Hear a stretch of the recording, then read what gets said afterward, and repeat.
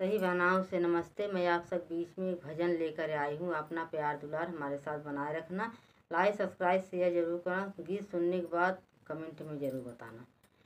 लंका में हलचल मचाई दियो रे अंजनी के ललनवा। लंका में हलचल मचाई दियो रे अंजनी के ललनवा। अंजनी के ललनवा अंजनी के ललनवा।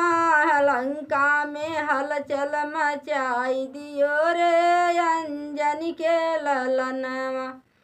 उड़ी उड़ी बैठाई अशोक वाटिका।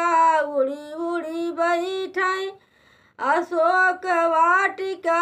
अशोक वाटिका अशोक वाटिका। सीता के खबर जनाई दियो रे अंजनी के ललनवा। सीता के खबर जनाई दियो रे अंजनी के ललनवा। लंका में हलचल मचाई दियो रे अंजनी के ललनवा। लंका में हलचल मचाई दियो रे अंजनी के ललनवा। उड़ी उड़ी बैठाई लंका नगरिया।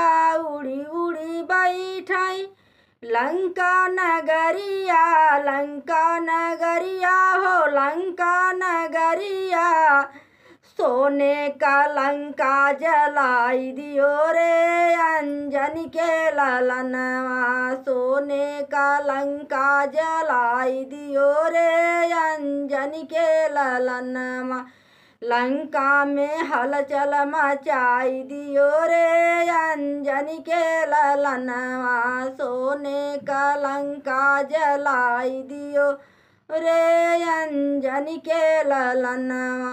उड़ी उड़ी बैठाई विभीषण के कुटिया। उड़ी उड़ी बैठाई विभीषण के कुटिया।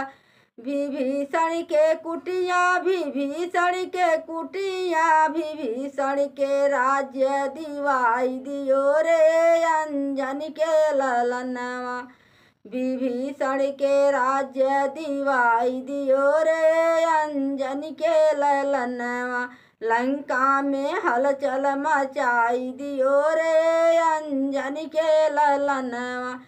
लंका में हलचल मचाई दियो रे अंजनी के ललनवा। सही भावनाओं से नमस्ते।